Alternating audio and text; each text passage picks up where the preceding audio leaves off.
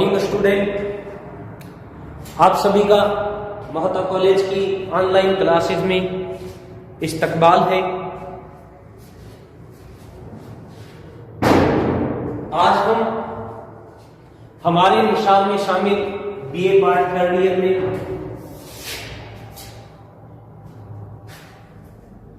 एक और मौजू पढ़ने जा रहे हैं। हमारा ये मौजू है उर्दू शायरी का अहदे ज़री यानी सुनहरी दौर। बच्चों, हम इस बात से अच्छी तरह से वाकिफ हैं, हमारा जो दहली दबिस्तान था, जो उर्दू शायरी का सबसे बेहतर दबिस्तान है और जिसकी धूम पूरे जो दुनिया है उसमें मची हुई थी। जानते हैं कि दहली ऐसा शहर है जिस पर बार बार हमले हुए, कभी नादिर शाह का हमला, कभी बाहरी ताकतों में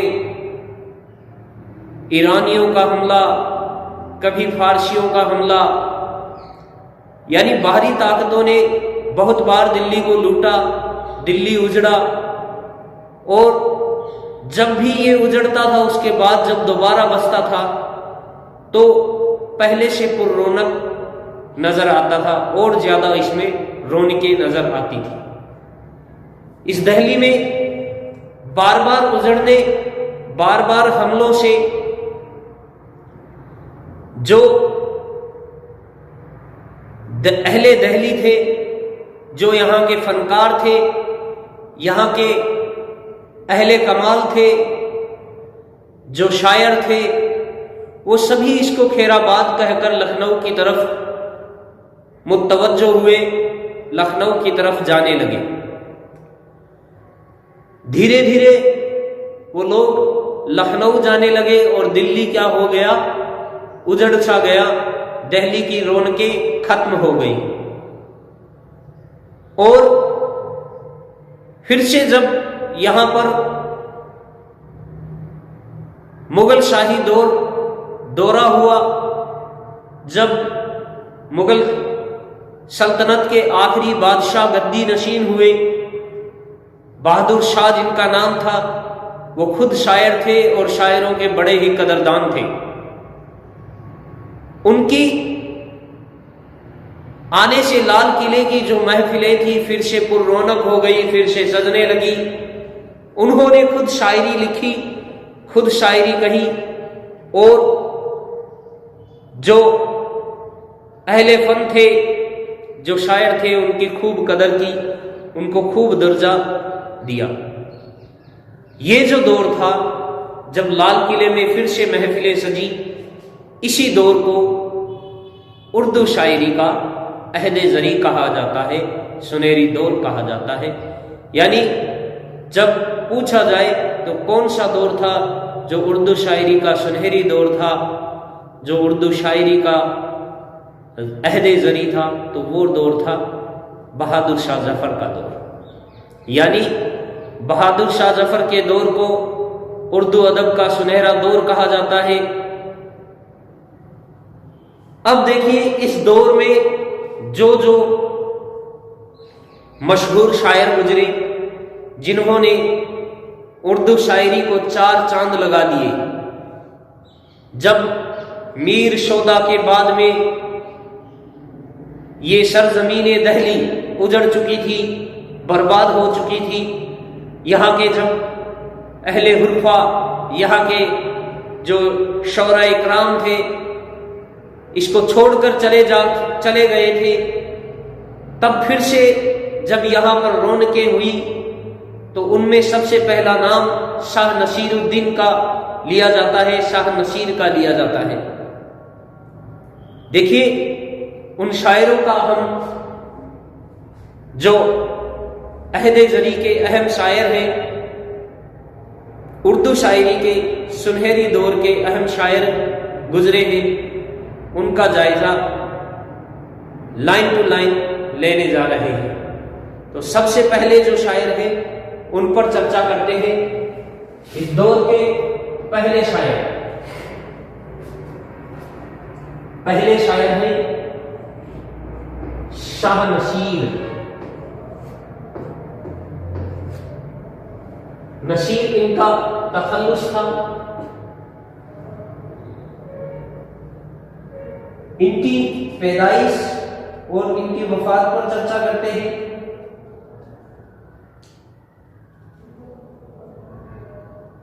جب سے انہوں نے کلام کہنا شروع کیا تب سے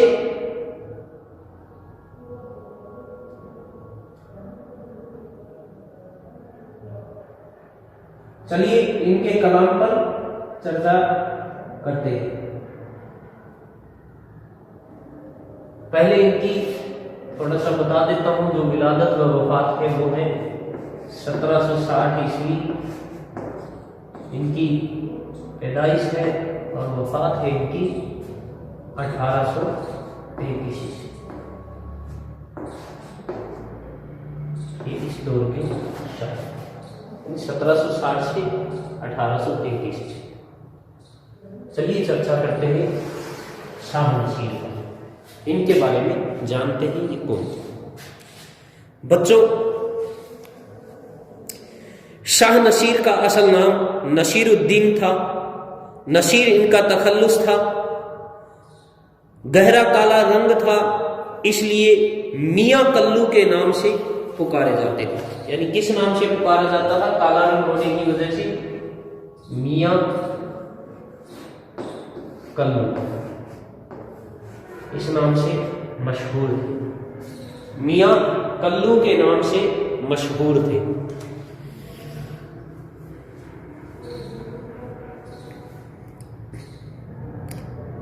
شاہ غریب کے بیٹے تھے۔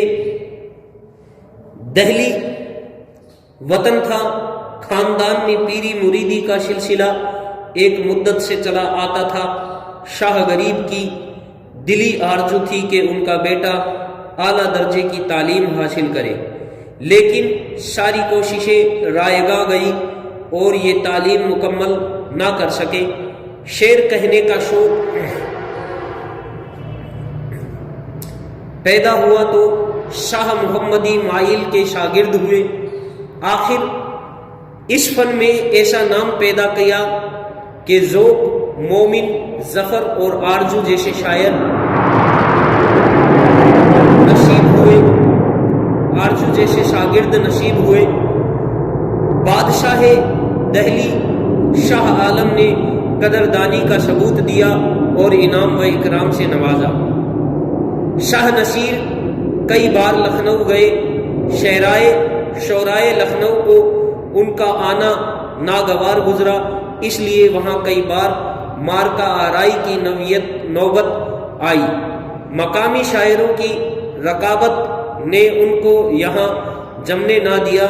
بار بار لکھنؤ جانے کا نتیجہ یہ ہوا کہ وہ ناسک و آتش کے رنگ سے متاثر ہو گئے۔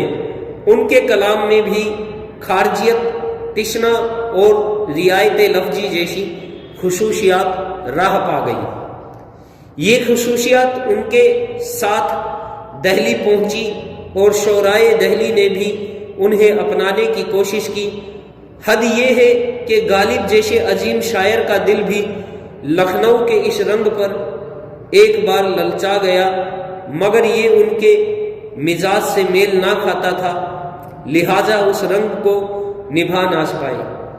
شاہ نصیر 4 بار حیدرآباد گئے۔ ان کے آنے سے حیدرآباد کی محفلوں میں رونق آ گئی اور شاعری کا ذوق جو مدھم پڑ چکا تھا پھر سے چمک اٹھا۔ ان کے سفر حیدرآباد کا وہی نتیجہ نکلا جو ولی کے سفر دہلی سے کا نکلا تھا، یعنی اس سے دکن میں اردو شاعری کو فروغ ہوا۔ شاہ نصیر نے اصلاح زبان کی طرف بھی توجہ کی۔ انہیں مشکل زمینوں میں شعر کہنے اور بے ڈھب ردیف و قافیہ استعمال کرنے کا بہت شوق تھا۔ انوکھی تشبیہیں اور نادر استعارے بھی انہیں مرغوب تھے۔ کلام میں جگہ جگہ ظرافت کی چاشنی بھی نظر آتی ہے، بعض شعر تو بالکل بول چال کی زبان میں کہہ گئے ہیں، کچھ شعر ملاحظہ ہو۔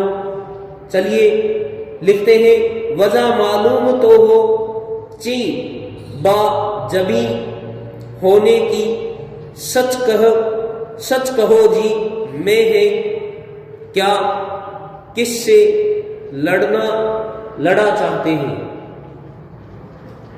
اگلا، وقت نماز ہے ان کا قامت، وقت نماز ہے ان کا قامت، گاہ خدنگ و گاہ کما، بن جاتے ہیں اہل عبادت گاہ خدنگ و گاہ کما۔ یہ کچھ فارسی الفاظ کا بھی استعمال یہاں انہوں نے کیا ہے۔ ایک اور شعر لکھا گیا ہے، شب کو تجھ پر کیوں کر ٹھگتا سر پر تراہ ہار گلے میں، جو پروین و حالیہ میں تھا سر پر ترائے ہار گلے میں۔ اس کے بعد جو بہادر شاہ ظفر کے دور کے، ان کے دربار کے جو سب سے مشہور شاعر گزرے، جو قصیدہ گوئی کے سلسلے میں اعلیٰ درجے کا اعلیٰ مقام رکھتے ہیں، ان کا نام لیا جاتا ہے۔ ان کا نام ہے شیخ ابراہیم ذوق۔ تو چلیے اگلے جو شاعر ہیں ان پر چرچا کرتے ہیں، وہ ہیں ذوق۔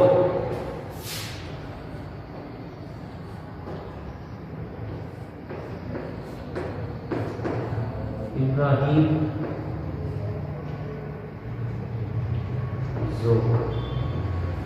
ذوق ان کا تخلص تھا۔ چلیے ان کے بارے میں جانتے ہیں، ان کے نام، ان کی ولادت دیکھیے۔ ان کی ولادت ہوئی 1789 عیسوی یا 89 عیسوی میں، دہلی میں ہی پیدا ہوئے تھے، اور 1854 عیسوی میں وفات پاتے ہیں۔ 1854 عیسوی میں ان کی وفات ہوئی۔ تو چلیے ان کو پڑھتے ہیں۔ دیکھیے ان کی وفات، پیدائش 1789 عیسوی اور وفات 1854 عیسوی میں ہوئی۔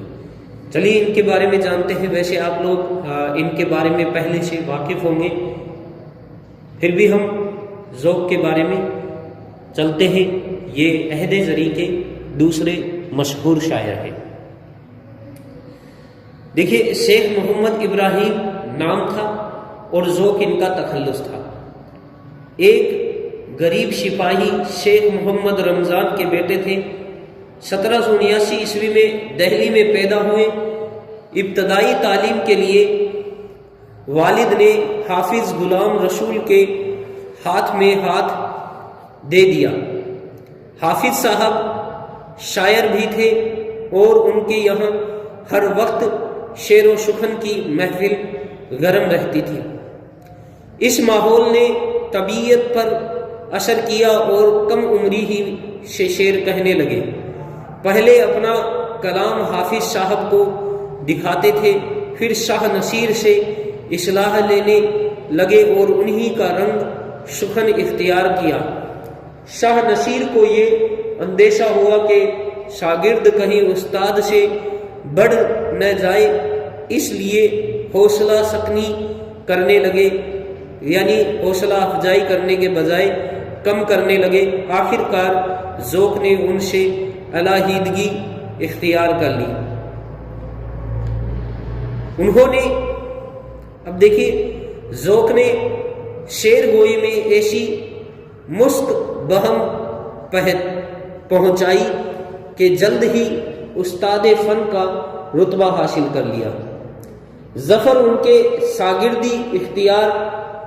نے ان کی شاگردی اختیار کی اور 4 روپے مہینہ، یعنی بہادر شاہ ظفر کی چرچا چل رہی ہے، تنخواہ مقرر کر دی۔ اس وقت تک ظفر تخت شاہی پر نہ بیٹھے تھے،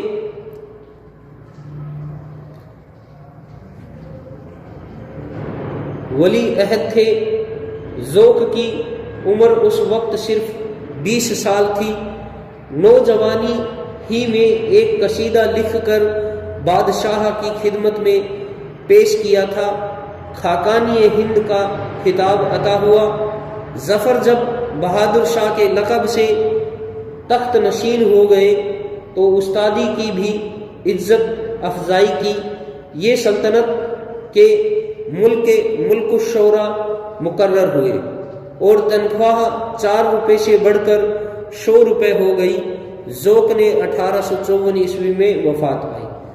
ذوق نہایت خلیق اور منکسر مزاج انسان تھے، طبیعت میں بڑی قناعت تھی۔ حیدرآباد کے دیوان مہاراجہ چندو لال شاداں نے شہرت سن کے حیدرآباد بلانا چاہا، مگر ان کا جواب یہ تھا، لکھتے ہیں، گر چاہے ملک دکن میں ان دنوں قدر سخن، کون جائے جوک پر دلی کی گلیاں چھوڑ کر۔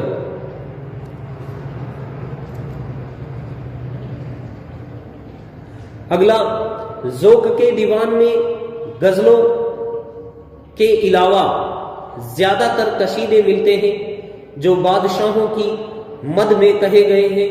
اردو قصیدہ نگاری میں شودا کے بعد انہی کا درجہ ہے۔ ذوق کے علم و فضل نے ان کی قصیدہ نگاری کو بہت فائدہ پہنچایا۔ پرشکوہ اور بھاری بھرکم الفاظ قصیدے کو پرشکوہ بناتے ہیں۔ ذوق کو عربی فارسی پر عبور حاصل ہے اور علوم مروجہ پر بھی نظر ہے، اس لیے وہ بآسانی غیر معمولی اور بلند آہنگ الفاظ استعمال کرتے ہیں۔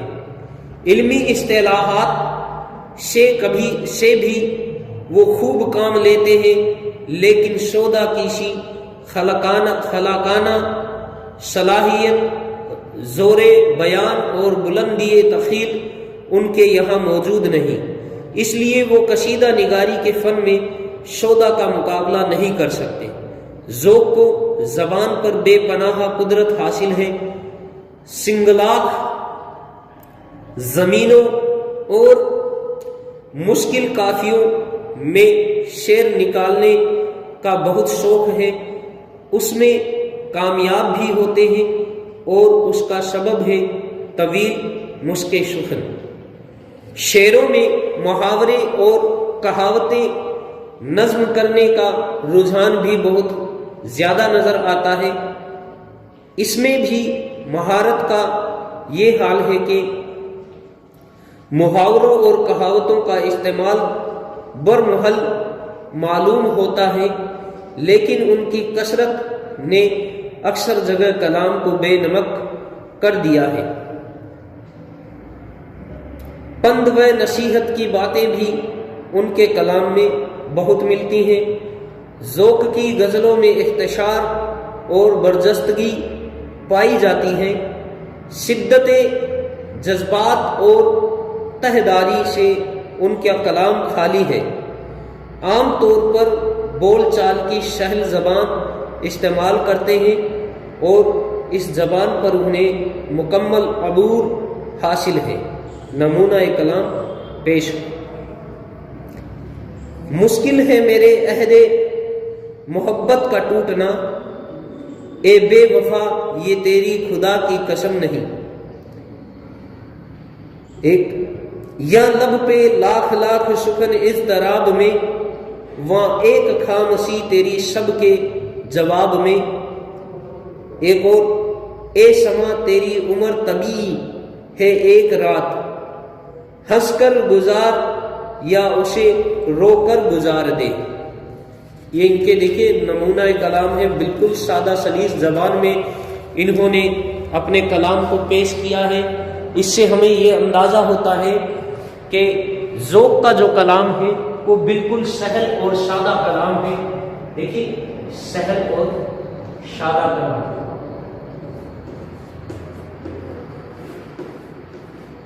ان کا کلام جو ہے وہ سہل اور سادہ ہے۔ دوسری اگر ہم چرچا کریں، ہم نے جانا کہ انہیں ظفر کے جو بہادر شاہ ظفر نے گدی نشین ہونے سے پہلے ہی انہیں کون سا خطاب مل گیا تھا انگریزوں کی طرف سے؟ خاقانی ہند، یہ خطاب انہیں پہلے ہی مل چکا تھا۔ جب یہ جب بہادر شاہ ظفر گدی نشین ہوتے ہیں تو اس دوران یہ ملک الشورا کا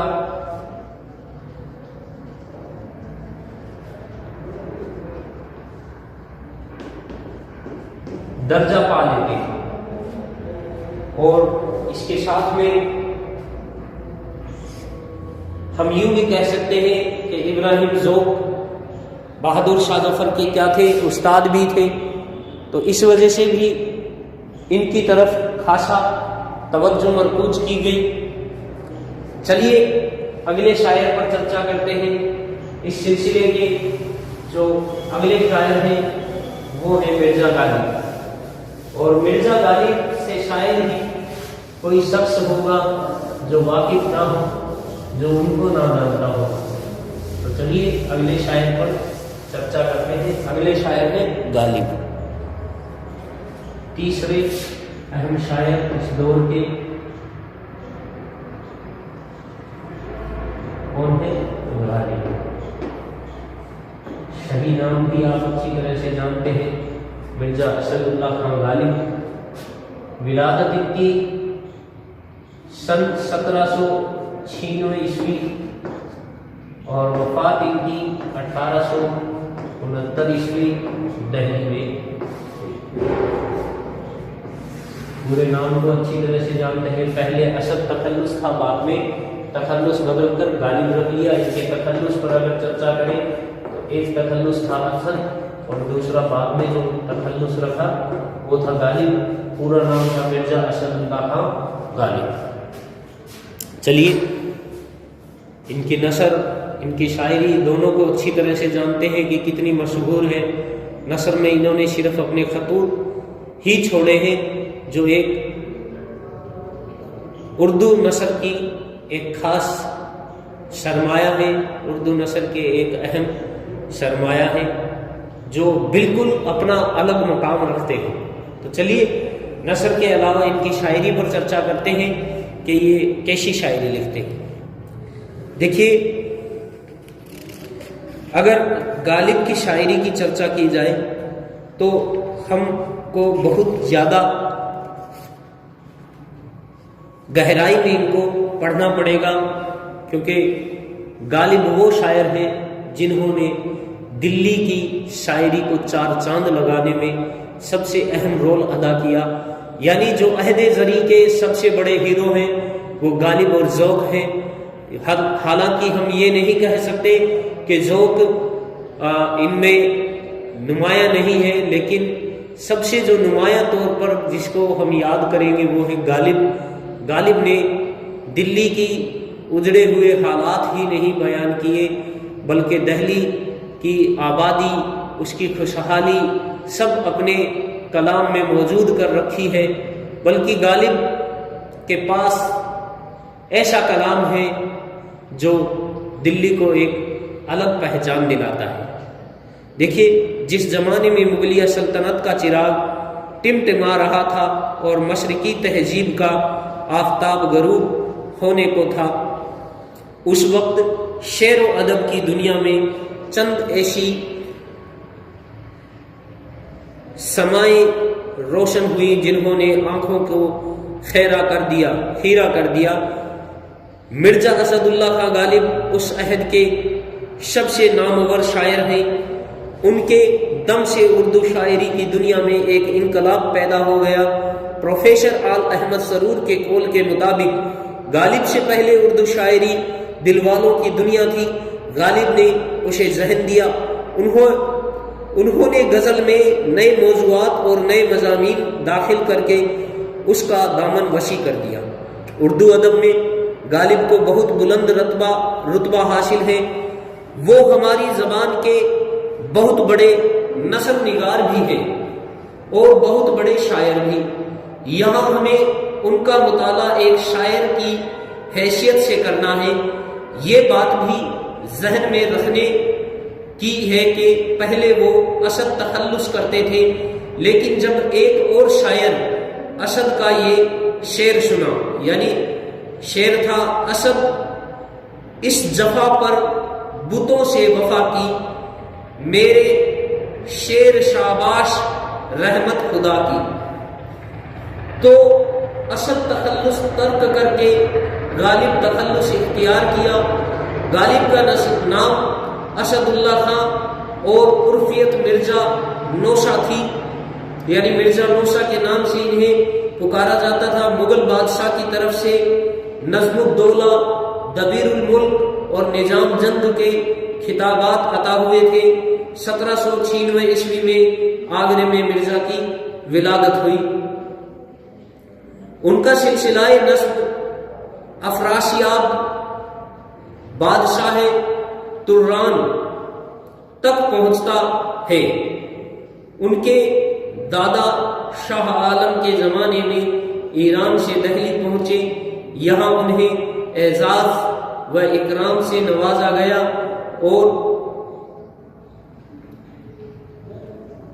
اور پہاسو کا علاقہ بطور جاگیر عطا ہوا، جو آگے چل کر ہاتھ سے نکل گیا۔ ان کے والد عبداللہ بیگ ملازمت کے سلسلے میں مختلف مقامات پر رہے، آخر کار راجہ بختاور سنگھ کے ملازم ہوئے۔ 1801 عیسوی میں کسی لڑائی میں مارے گئے اور چچا نے پرورش کی ذمہ داری قبول کی۔ یہ اکبر آباد کی صوبیدار تھے۔ مرزا صرف 9 برس کے تھے کہ چچا کا انتقال ہو گیا۔ سرکار انگریزی کی طرف سے مرحوم کی وارثوں کی پینشن مقرر ہو گئی، جس میں سے 700 روپے سالانہ مرزا کو بھی ملتا تھا۔ کچھ دنوں بہادر شاہ کے کلام پر بھی اصلاح دی۔ 50 روپے ماہانہ یہاں سے بھی مقرر تھا۔ 1857 عیسوی کا ہنگامہ ہوا تو انگریزی سلطنت نے مرزا کو باغیوں میں شمار کر کے پینشن بند کر دی۔ مغل سلطنت کا تو خاتمہ ہو ہی چکا تھا، مرزا کی گزر مشکل ہو گئی۔ 100 روپے مہینہ نواب رام پور کی سرکار سے ملتا تھا۔ بڑی دوڑ دھوپ کے بعد غالب اپنی بے گناہی ثابت کرنے میں کامیاب ہوئے اور انگریزی سرکار سے پینشن بحال ہو گئی۔ غالب کو اپنے حسب نسب اور اپنے شاعرانہ رتبے دونوں پر ناز تھا۔ وہ شاہانہ زندگی گزارنے کے خواہش مند تھے، مگر یہ آرزو پوری نہ ہوئی۔ 1869 عیسوی میں وفات پائی، اس وقت 73 برس کے تھے۔ غالب نے شعر کہنا تو اسی وقت شروع کر دیا تھا جب وہ آگرے میں تھے، لیکن اس وقت تک ان کی شاعری میں فارسیت کا غلبہ تھا۔ دہلی آنے پر بھی یہی انداز رہا۔ لوگوں کو غالب کی اس روش پر بہت شکایت تھی۔ آخر کار خود غالب کو اس کا احساس ہوا اور انہوں نے اپنا رنگ سخن بدلنے کی کوشش کی۔ چنانچہ یہ مشکل گوئی رفتہ رفتہ ان کے کلام سے دور ہو گئی، یہاں تک کہ وہ شادہ و شہل زبان میں شعر کہنے لگے۔ غالب کے شعر صرف اسی لیے مشکل نہیں ہوتے کہ ان میں فارسی الفاظ کی کثرت ہے، بلکہ اس کا ایک سبب اور بھی ہے، ان کا تخیل بہت بلند ہے۔ خیال کی پرواز کبھی اتنی اونچی ہو جاتی ہے کہ شعر پہیلی بن جاتا ہے۔ اس لیے بعض شعر تو لوگوں کی سمجھ میں اس وقت آئے جب شاعر نے خود ان کا مطلب بیان کیا۔ تہداری بھی غالب کے کلام کی ایک اہم صفت ہے، یعنی پہلی نظر میں شعر کا ایک مفہوم سمجھ میں آتا ہے، غور کیجئے تو اس کی تہ سے دوسرے معنی نکلتے ہیں۔ اس تہداری نے بھی ان کے کلام کو مشکل بنایا، گویا تین چیزیں ہی جن کے سبب غالب کا کلام کبھی کبھی ہماری سمجھ سے بلاتر ہو جاتا ہے۔ جیسا کہ آپ نے دیکھا، یہ ہے فارسیت کا غلبہ، یعنی مشکل فارسی الفاظ کا استعمال۔ دیکھیے جو تین چیزیں ہیں جن کی وجہ سے غالب کا کلام مشکل ہو جاتا ہے۔ تیسرا ہے تخیل کی بلند پرواز، یعنی تخیل کی پرواز، اور تیسرا ہے تہداری۔ یہ تین چیزوں کی وجہ سے غالب کا کلام سمجھ پانا بڑا مشکل ہو جاتا ہے، بحال ہو جاتا ہے۔